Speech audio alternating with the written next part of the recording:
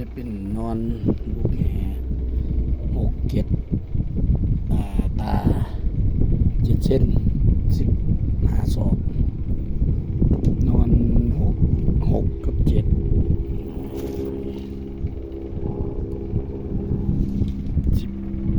ศอก13 ศอกวาน7 เซน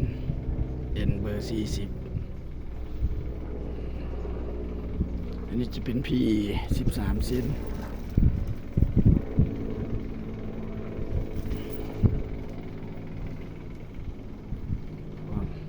แล้วอันนี้เป็นแฮซี่13 ศอกวาน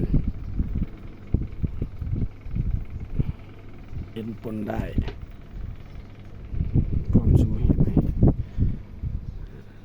ตา7 เซนเอ็นบิด